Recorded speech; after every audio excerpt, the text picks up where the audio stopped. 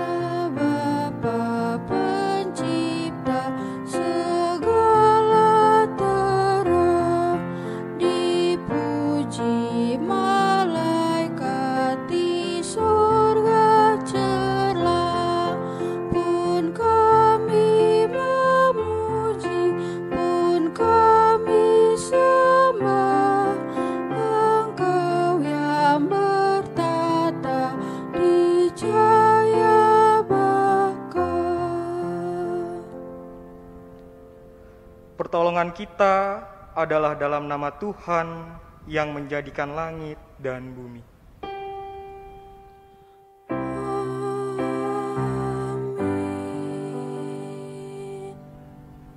Nats pembimbing dalam ibadah kita saat ini terambil dalam kitab Amsal pasal 3 ayat 5-8. Percayalah kepada Tuhan dengan segenap hatimu, dan janganlah bersandar kepada pengertianmu sendiri. Akuilah Dia dalam segala lakumu, maka Ia akan meluruskan jalanmu. Janganlah engkau menganggap dirimu sendiri bijak. Takutlah akan Tuhan dan jauhilah kejahatan.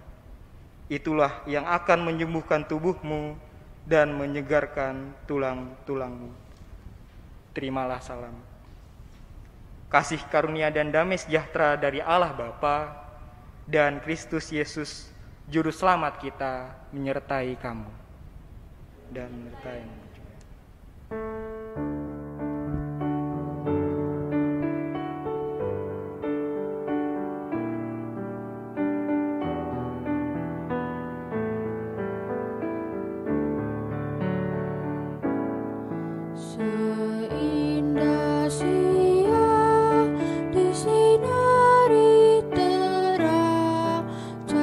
Tuhan mengasihiku.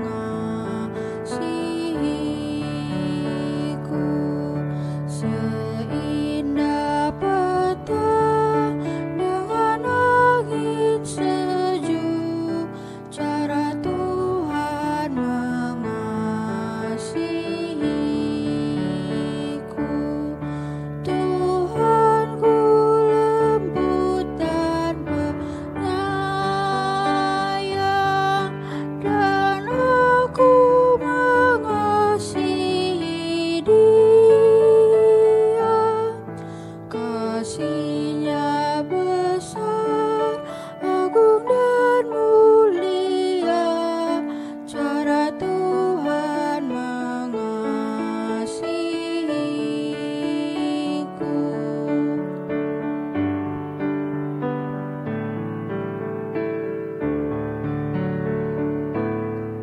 Sedalamnya laut, seluas angkasa, cara Tuhan mengasihiku.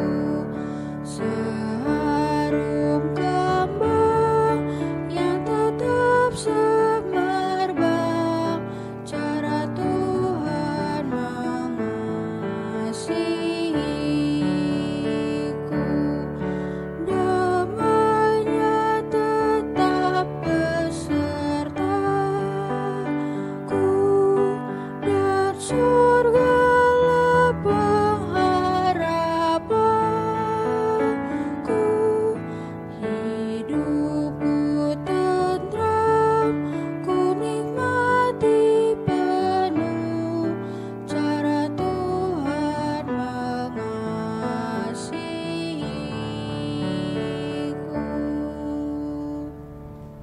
Jemaat dipersilahkan duduk kembali. Jemaat, marilah berdoa atas keberadaan kita saat ini. Tuhan, kami manusia lemah dan berdosa yang beroleh anugerah kasih dari Allah. Kami bersyukur sebab Engkau memanggil dan memilih kami untuk menjadi anak-anak terang. Maka di dalam kasih dan pengampunan-Mu ya Tuhan, kami merindukan karya Tuhan yang memulihkan dan memperbaharui kehidupan kami. Sesungguhnya anugerah-Mu membuat kami berani untuk beranjak keluar dari dosa. Namun rupanya dosa begitu memikat dan menarik perhatian kami, sehingga kadangkala atau seringkali kami gagal untuk meninggalkan kehidupan kami yang penuh dosa. Padahal karya salib Tuhan telah mengampuni kesalahan dan menghapuskan dosa kami. Karena itu, kami mohon pengampunan kepada-Mu ya Allah yang penuh kasih setia dan penyayang. Sucikanlah hidup kami ya Tuhan. Murnikanlah hati nurani kami. Bersihkanlah pikiran kami. Dan mampukanlah kami untuk terus mengarahkan hati dan pikiran kami kepada Tuhan yang senantiasa menuntun langkah juang kami melalui firman-Mu kepada setiap kami. Dalam Kristus kami memohon pengampunan. Amin.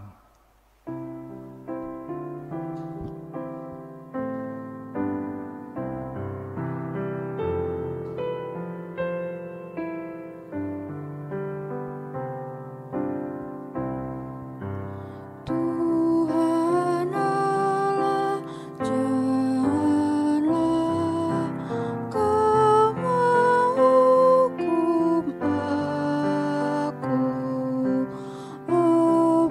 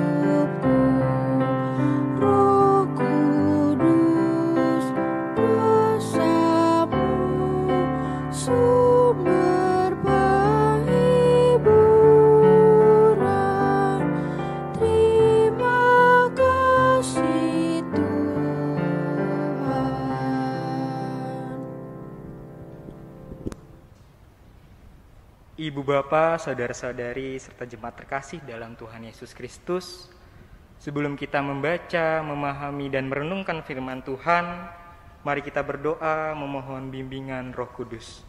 Mari kita satu di dalam doa. Ya Allah Maha Mulia, sebentar kami akan membaca dan merenungkan sabda firman-Mu. Kiranya Roh Kudus menuntun kami, agar kami dapat mengerti dan melaksanakan firman yang saat ini akan kami baca dalam kehidupan kami hari lepas hari. Bantu kami ya Tuhan, dalam nama Tuhan Yesus Kristus, Raja segala Raja. Amin. Jemaat, marilah berdiri untuk mendengar sabda Tuhan. Haleluya.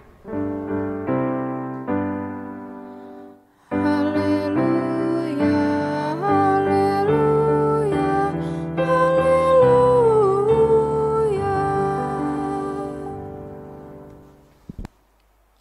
Bacaan Alkitab hari ini dari Ulangan 30 ayat 1 sampai 6.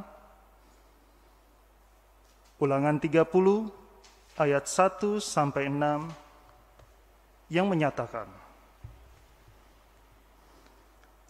maka apabila segala hal ini berlaku atasmu, yakni berkat dan kutuk yang telah kuperhadapkan kepadamu itu, dan engkau menjadi sadar dalam hatimu di tengah-tengah segala bangsa kemana Tuhan Allahmu menghalau engkau, dan apabila engkau berbalik kepada Tuhan Allahmu dan mendengarkan suaranya sesuai dengan segala yang kuperintahkan kepadamu pada hari ini, baik engkau maupun anak-anakmu, dengan segenap hatimu dan dengan segenap jiwamu, maka Tuhan Allahmu akan memulihkan keadaanmu dan akan menyayangi engkau. Ia akan mengumpulkan engkau kembali dari segala bangsa kemana Tuhan Allahmu telah menyerahkan engkau. Sekalipun orang-orang yang terhalau daripadamu ada di ujung langit, dari sana pun Tuhan Allahmu akan mengumpulkan engkau kembali, dan dari sana pun Ia akan mengambil engkau. Tuhan Allahmu akan membawa engkau masuk ke negeri yang sudah dimiliki nenek moyangmu, dan engkau pun akan memilikinya pula. Ia akan berbuat baik kepadamu dan membuat engkau banyak melebihi nenek moyangmu. Dan Tuhan Allahmu akan menyunat hatimu dan hati keturunanmu, sehingga engkau mengasihi Tuhan Allahmu dengan segenap hatimu dan dengan segenap jiwamu, supaya engkau hidup. Demikianlah pembacaan Alkitab. Hendaklah sabda Kristus diam dengan segala kekayaannya di antara kamu, dan ucaplah syukur kepada Allah.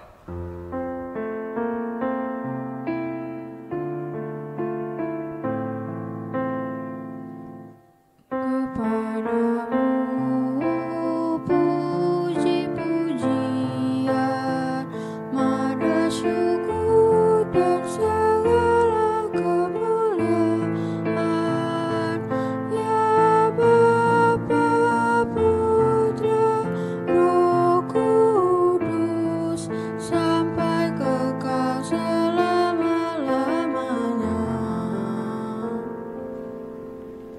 Jemaat terkasih, dipersilahkan untuk duduk. Ibu bapak dan jemaat terkasih dalam Tuhan Yesus Kristus, di salah satu gereja ada seorang pemuda bernama Tono. Sosok Tono ini cukup terkenal di gerejanya karena ia pandai bermain berbagai alat musik. Si Tono juga merupakan pemuda yang cukup rajin untuk beribadah dan melayani di gerejanya. Biasanya pada hari Minggu, ia dan beberapa rekan-rekan pemudanya menjadi pelayan musik di gerejanya. Akan tetapi, suatu ketika, salah seorang temannya merasakan bahwa si Tono ini sudah absen beberapa kali untuk berpelayanan dan pergi ke gereja. Setelah diusut, ternyata alasan si Tono tidak pergi berpelayanan dan tidak pergi ke gereja lagi karena ia merasa telah melakukan sebuah dosa yang dimana baginya dosa ini adalah dosa yang cukup besar. Jadi ia merasa malu untuk pergi berpelayanan dan pergi ke gereja. Untunglah salah satu temannya mengetahui akan hal tersebut, dan kemudian temannya ini mengunjungi si Tono untuk memberikan wejangan-wejangan. Jadi ibu bapak dan jemaat sekalian, si Tono ini ternyata telah mencuri. Ia mencuri hasil penggalangan dana bantuan alam yang akan diberikan pada saat itu kepada korban-korban bencana alam. Uang yang dicurinya ini digunakannya untuk mentraktir teman-temannya makan-makan dan minum-minum, di mana pada saat itu dia mentraktir karena hari ulang tahunnya. Kemudian temannya yang mengetahui akan apa perbuatan yang dilakukan Tono tersebut mendatangi Tono dan menasihati Tono dengan wejangan-wejangan dalam Alkitab. Si Tono ini kemudian merasa tertampar oleh apa yang temannya sampaikan. Tetapi di sisi lain ia marah dan jengkel kepada temannya karena nasihat-nasihat tersebut. Dalam kejengkelan dan rasa malunya saat itu, si Tono ini kemudian merasa bersalah. Ia sadar akan hal apa yang telah ia lakukan. Dan Tono sangat menyesal akan hal tersebut. Rasa penyesalannya ini merasa bahwa rasa penyesalan yang ia rasakan membuat ia tidak layak untuk beribadah kepada Tuhan. Untunglah temannya yang menasihatinya tadi mengetahui apa yang Tono rasakan dan kemudian mengajak Tono untuk berkunjung kepada seorang pendeta yang akan memberikan pendampingan kepada si Tono ini. Singkat cerita, mereka mendatangi sang pendeta dan pendeta tersebut kemudian menyarankan Tono agar mengakui kesalahannya dan bertobat, sambil meminta si Tono untuk jujur kepada rekan-rekan pemudanya atas apa yang telah ia lakukan. Di tengah keterpurukan Tono, pendeta tersebut menghampiri Tono dan berbicara kepadanya. Ton, tidak ada satu manusia di dunia ini yang bebas dari kesalahan. Akan tetapi ketika kamu hanya berdiam diri saja, meskipun kamu tahu apa yang kamu lakukan itu salah dan tidak melakukan apa-apa, bagaimana kamu dapat lepas dari keterpurukan ini? Maka yang harus kamu lakukan adalah jujur kepada Tuhan dalam doa dan berserah, serta meminta bimbingan darinya untuk bertobat. Akhirnya ibu bapak dan jemaat sekalian, si Tono kemudian melakukan apa yang telah ia dengar dari pendeta tersebut, meskipun pada awalnya ia merasa malu dan menganggap hal ini cukup berat. Ibu bapak dan jemaat terkasih, mungkin dalam kehidupan kita sehari-hari, kita pernah merasa enggan untuk berdoa dan merasa enggan untuk pergi ke gereja. Alasannya bisa bermacam-macam. Dan yang paling sering saya temui dan saya dengar adalah karena mereka merasa diri mereka tidak pantas. Mereka merasa tidak pantas untuk pergi ke gereja sebab hubungan dengan Allah sedang kacau akibat dosa atau kesalahan yang mereka perbuat. Banyak juga perkataan lain yang saya dengar dari mereka yang sudah enggan untuk beribadah kepada Tuhan.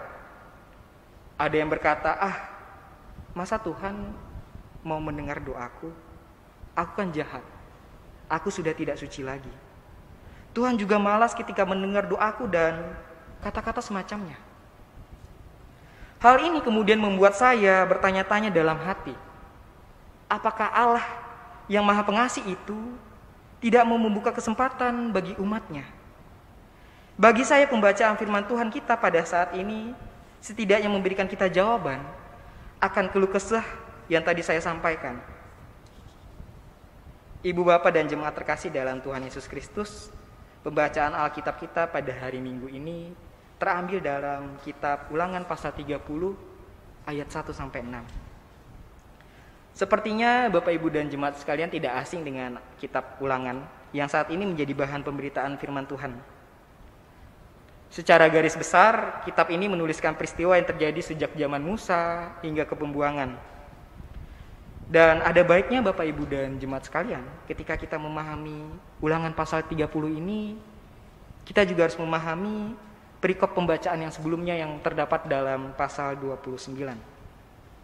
Di mana dalam pasal ke-29, kita dapat mengetahui bahwa Musa sedang memberikan wejangan kepada bangsa Israel, di mana ia mengingatkan umat Israel pada saat itu atas apa yang telah Allah lakukan bagi kehidupan mereka.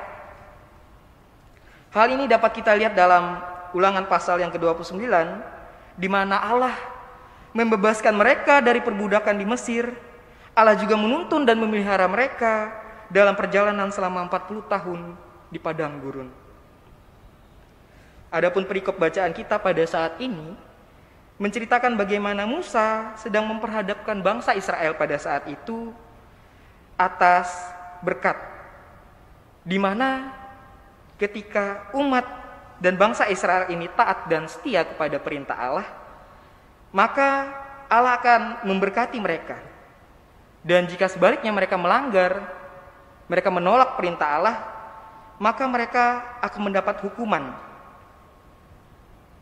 Secara garis besar, kitab Ulangan ini berbentuk perjanjian atau kesepakatan umat Israel untuk menaati hukum-hukum Tuhan, tetapi disajikan dalam bentuk nasihat-nasihat, di mana nasihat-nasihat ini ternyata tidak hanya bermanfaat pada saat itu, tetapi juga bermanfaat bagi kehidupan kita saat ini. Saya ingin mengajak Ibu Bapak dan jemaat sekalian untuk memperhatikan ayat-ayat menjadi renungan kita pada hari ini. Pada ayat yang pertama, di sini tertulis, maka apabila segala hal ini berlaku atasmu, yaitu berkat dan kutuk yang telah kuperhadapkan kepadamu itu, dan engkau menjadi sadar dalam hatimu di tengah-tengah segala bangsa, kemana Tuhan Allahmu menghalau engkau. Ibu Bapak dan jemaat sekalian, jika kita melihat pada ayat yang pertama ini, teks bacaan kita diawali dengan teologi yang mewarnai teologi perjanjian lama, yaitu berkat dan kutuk. Di mana ketika kehidupan umat taat dan setia kepada Allah, maka mereka akan diberkati. Sebaliknya, jika umat tidak taat dan tidak setia kepada Tuhan, maka mereka akan menerima hukuman. Dari sini kita dapat memahami Bapak Ibu dan jemaat sekalian, bahwa pada saat itu umat sebenarnya sadar dan mengetahui apa yang Allah kehendaki dalam kehidupan mereka. Tetapi kita dapat melihat dalam beberapa perikop pembacaan sebelumnya, bahwa bangsa Israel malah melanggar apa yang sudah Allah kehendaki. Dan hal ini berujung mereka harus menerima hukuman dari Allah, yaitu pembuangan. Ibu Bapak dan jemaat sekalian, saya melihat adanya kesamaan antara bangsa Israel dan kita saat ini. Sebagai orang Kristen, kita tahu dan sadar apa yang sebenarnya Tuhan perintahkan di dalam kehidupan kita. Mengasihi, menjaga alam, menjadi penolong bagi yang tertindas, itu adalah perintah yang sering kita dengar dari Alkitab. Dan kita tahu juga hukum-hukum atau ketetapan yang seharusnya sebagai orang percaya kita lakukan. Alkitab adalah sumber pedoman hidup orang Kristen. Akan tetapi, seringkali kita justru melanggar apa yang telah Allah firmankan di dalam Alkitab.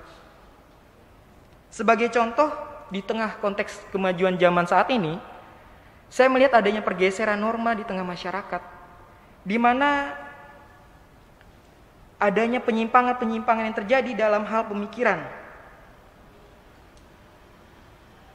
Suatu ketika saya pernah melihat seorang pemuda melakukan sebuah kesalahan, tetapi malah teman-temannya ini menganggap pemuda ini keren.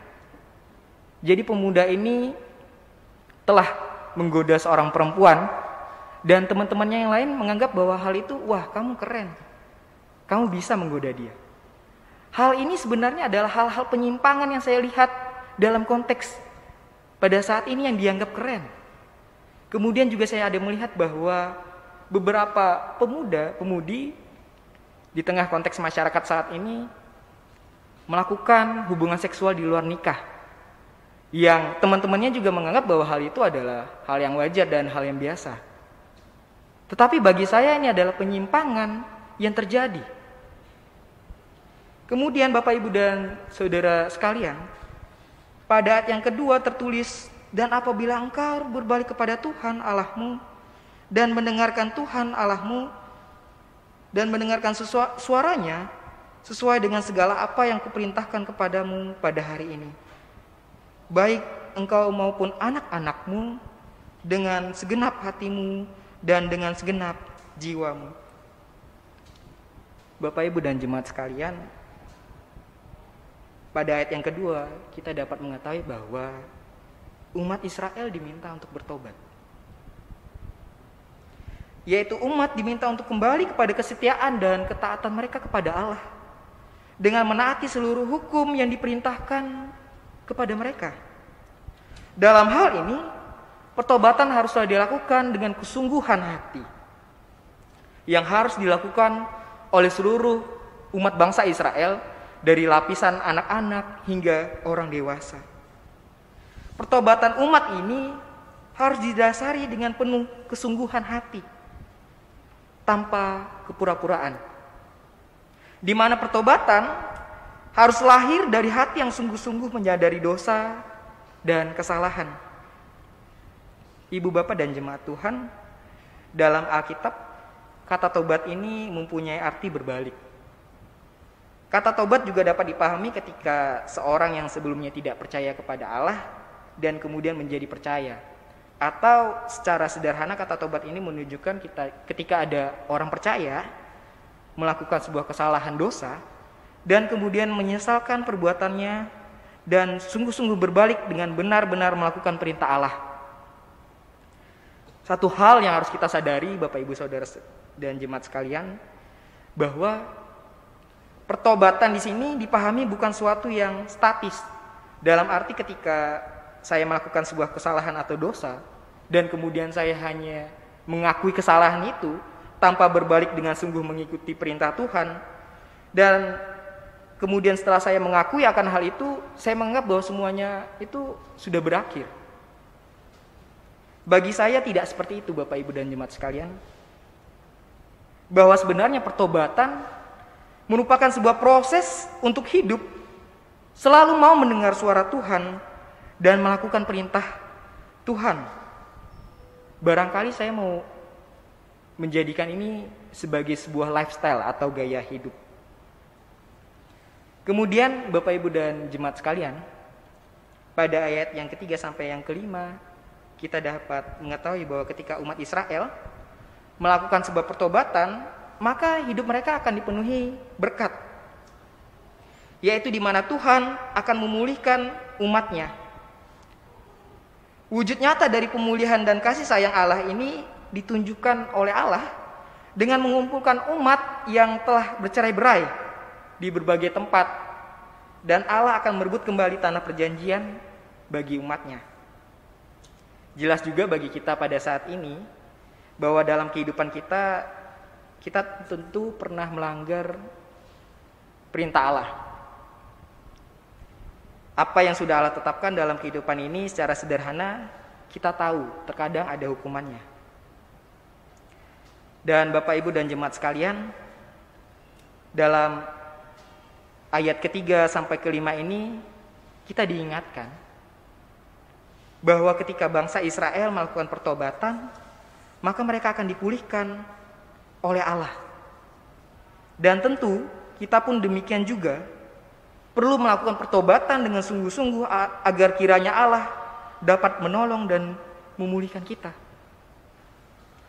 Kemudian pada ayat yang ke-6 kita bisa melihat bahwa tertulis, dan Tuhan Allahmu akan menyunat hatimu dan hati keturunanmu, sehingga engkau mengasihi Tuhan Allahmu dengan segenap hatimu dan dengan segenap jiwamu, supaya engkau hidup.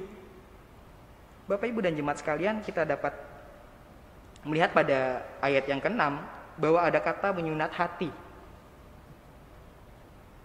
Lantas apa maksud dari kata menyunat hati di sini? Perlu diketahui bersama Bapak, Ibu, dan jemaat sekalian, bahwa umat Israel itu tidak dapat melakukan pertobatan secara maksimal dengan kekuatannya sendiri. Maka dari itu, kata menyunat hati di sini adalah perumpamaan di mana Allah akan memampukan seluruh umat Israel agar mampu untuk mengasihi Tuhan dengan segenap hati. Kata menyunat hati juga merupakan penggambaran atau metafora, di mana umumnya penggambaran kata sunat adalah proses pembuangan kulit kelamin yang ditujukan agar orang yang disunat terhindar dari penularan penyakit. Maka dalam hal ini Bapak, Ibu, dan jemaat sekalian, Allah akan menyunat hati umatnya sebagai bentuk dasar Allah memampukan pertobatan bangsa Israel supaya meninggalkan sikap keras kepala dan agar umat berhenti melakukan dosa, yaitu pelanggaran terhadap perjanjian dan perintah Allah. Dan begitu pula kita, jemaat sekalian.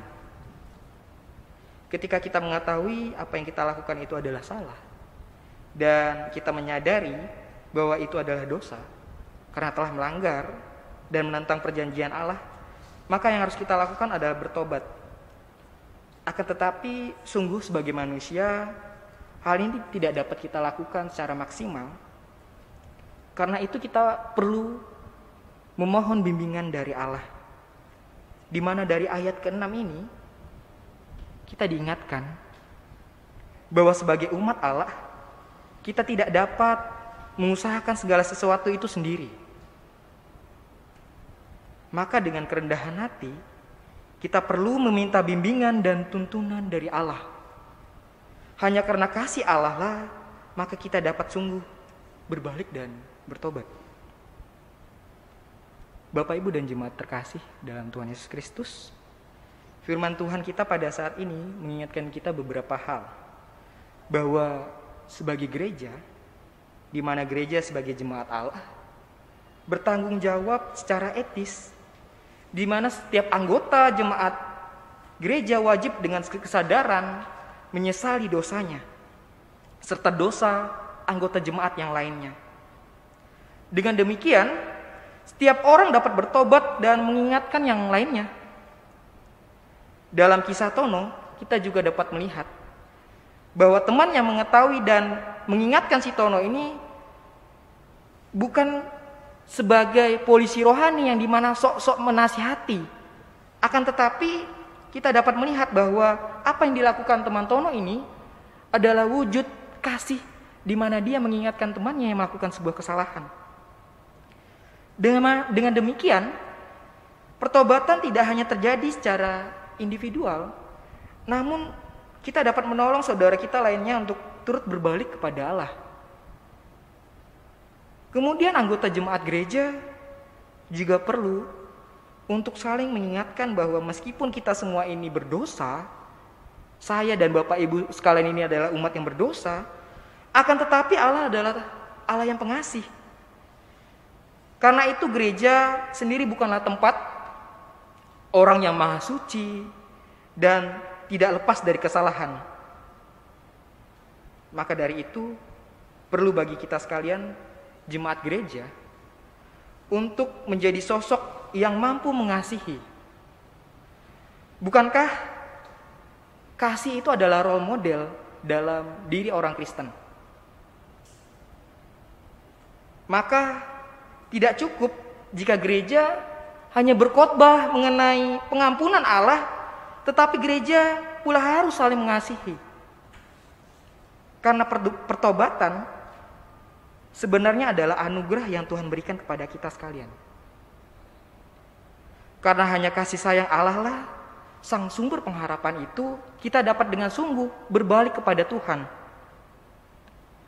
Satu hal yang harus kita sadari bersama Bapak Ibu, pertobatan bukan suatu yang statis dalam arti ketika saya melakukan dosa dan kemudian saya menyadari dosa itu, saya meminta maaf kepada Allah dan menganggap bahwa semua itu sudah berakhir. Tidak seperti itu.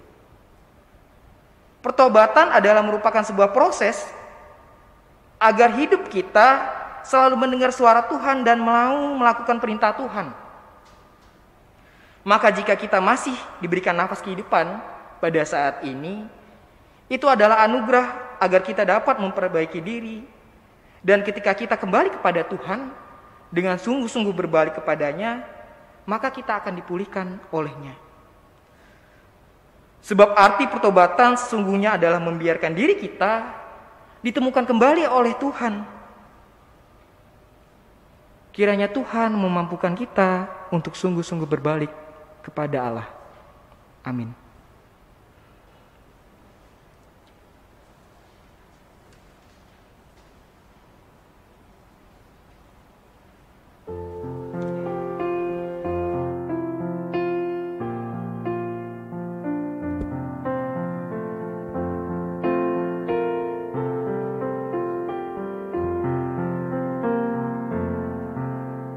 Sungguh lembut Tuhan Yesus memanggil aku dan kau. Lihatlah Dia prihatin menunggu aku dan kau. Hai mari datanglah, kau yang lelah, mari datanglah. Sungguh lembut Tuhan Yesus memanggil kau yang sesat, marilah.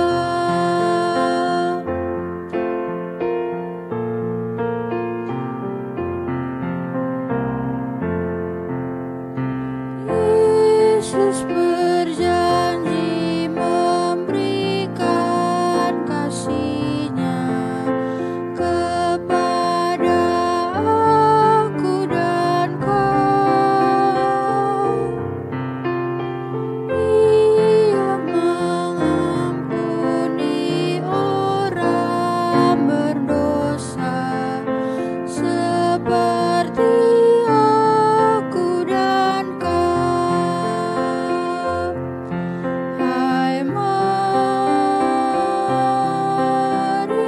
datanglah, kau yang lelah, mari datanglah. Sungguh lembut Tuhan Yesus memanggil kau yang sesat, marilah. Jemaat, bersama semua orang percaya di segala waktu dan tempat, mari berdiri untuk mengaku iman menurut pengakuan iman rasuli dengan hati dan mulut masing-masing berkata, aku percaya kepada Allah, Bapa yang Maha Kuasa, Khalik langit dan bumi, dan kepada Yesus Kristus, anaknya yang tunggal Tuhan kita, yang dikandung daripada Roh Kudus, lahir dari anak darah Maria, yang menderita di bawah pemerintahan Pontius Pilatus, disalibkan, mati dan dikuburkan, turun ke dalam kerajaan maut, pada hari yang ketiga bangkit pula dari antara orang mati, naik ke sorga, duduk di sebelah kanan Allah, Bapa yang Maha Kuasa, dan akan datang dari sana untuk menghakimi orang yang hidup dan yang mati. Aku percaya kepada Roh Kudus, gereja yang kudus dan am, persekutuan orang kudus, pengampunan dosa, kebangkitan daging, dan hidup yang kekal. Jemaat dipersilakan duduk kembali. Ibu Bapak terkasih dalam Tuhan Yesus Kristus, Mari kita naikkan doa syukur kita kepada Tuhan dalam doa syafaat. Mari kita berdoa. Ya Tuhan Maha Pengasih, inilah kami umat-Mu yang selalu membutuhkan pertolongan dari-Mu dalam menjalani kehidupan ini. Kiranya Tuhan, sudilah Engkau membuka pintu hati kami untuk kami mau benar-benar berbalik dan setia kepada perintah-Mu. Ya Tuhan, kami berdoa juga untuk bangsa dan negara kami. Tuhan, kiranya Engkau memberkati bangsa ini dari Sabang hingga Merauke. Engkau juga memberkati bangsa ini dari pemerintahan pusat hingga ke daerah. Engkau berkati para pemerintah, memimpin daerah, di mana dalam kebijakannya kiranya mereka memohon dan dapat pertolongan daripada-Mu saja ya Tuhan. Kami berdoa juga ya Tuhan untuk pelayanan kami, unit misioner GPIB dimanapun berada. Dari pos Pelkes hingga gereja induk. Kiranya Tuhan Engkau berkati para pelayan-pelayan kami. Engkau berkati para pelayan yang sungguh-sungguh mau menyediakan waktu dan hidup mereka untuk berpelayanan demi Nama-Mu saja ya Tuhan. Kiranya Tuhan Engkau memberkati dalam kehidupan mereka hari lepas hari. Kami juga mau berdoa ya Tuhan untuk orang tua atau saudara-saudari kami yang saat ini sedang mengalami kesusahan dan merasakan sakit. Kiranya Tuhan Engkau memberkati mereka. Engkau mau menjamah mereka dalam obat-obatan dan perawatan yang saat ini mereka jalankan. Kiranya mereka dapat pulih kembali seturut dengan kehendak-Mu saja ya Tuhan.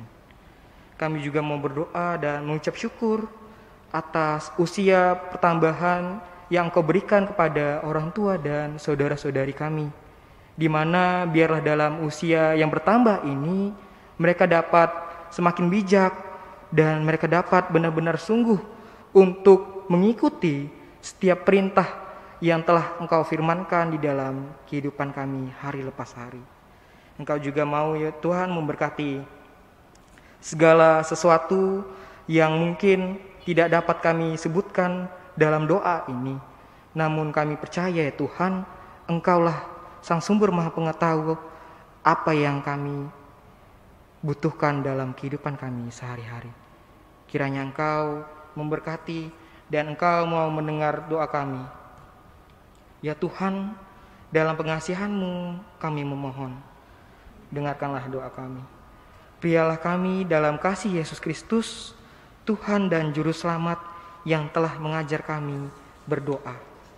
Bapa kami yang di sorga, dikuduskanlah nama-Mu. Datanglah kerajaan-Mu, jadilah kehendak-Mu di bumi seperti di sorga. Berikanlah kami pada hari ini makanan kami yang secukupnya. Dan ampunilah kami atas kesalahan kami, seperti kami juga ampuni orang yang bersalah kepada kami. Dan janganlah membawa kami ke dalam percobaan, tetapi lepaskanlah kami daripada yang jahat.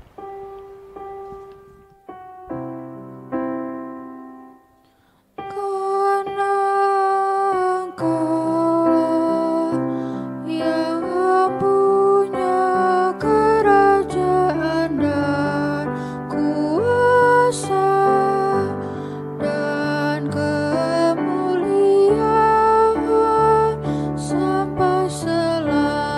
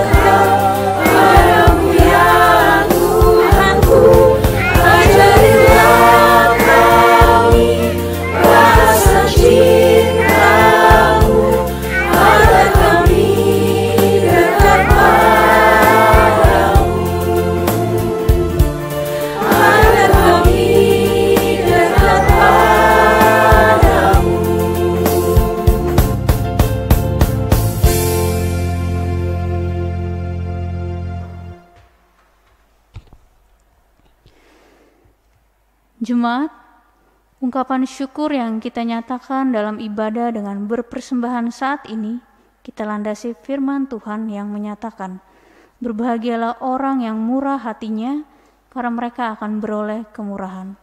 Matius pasal 5 ayat 7.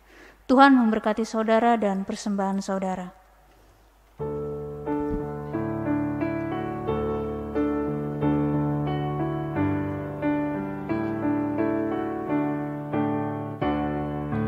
Terima kasih ya Tuhanku atas hari pemberian-Mu, hari baru limpah rahmat dan dipenuhi oleh kasih-Mu.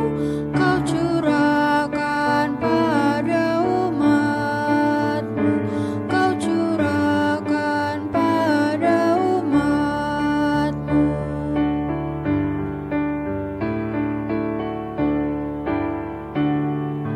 Terima kasih atas waktu yang Kau tawarkan padaku, agar dalam masa muda aku belajar tentang kasih-Mu yang besar dan mulia itu, yang besar dan mulia itu.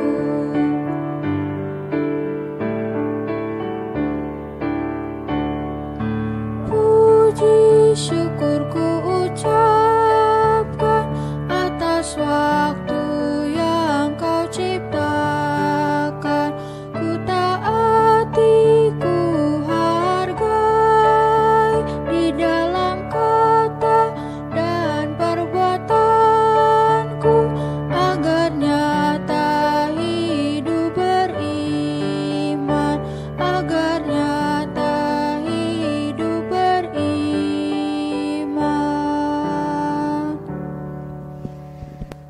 Jemaat, mari berdiri untuk mendoakan persembahan syukur ini secara bersama-sama. Ya Tuhan Yesus, kami bersyukur kepadamu karena kasih dan pengorbanan-Mu mendorong kami untuk memberi persembahan sukarela ini. Kami sadar bahwa persembahan kami ini tidak sebanding dengan kurban tubuh dan darah-Mu yang Engkau persembahkan bagi kami dan dunia ini. Terima serta kuduskanlah ya Tuhan, agar berguna untuk pelayanan kasih dan keadilan demi kemuliaan-Mu. Amin.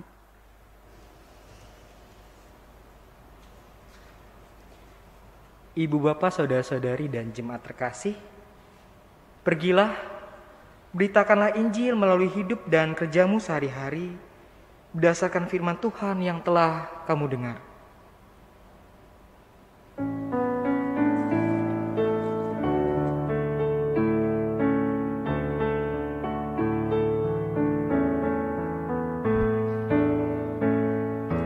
Allah sumber rahmat dan karunia, inginkan umat-Nya rukun dan tentram, hidup berdampingan dalam kasih, saling menopang dan saling memberi. Mari membangun tatanan masyarakat agar hidup rukun damai adil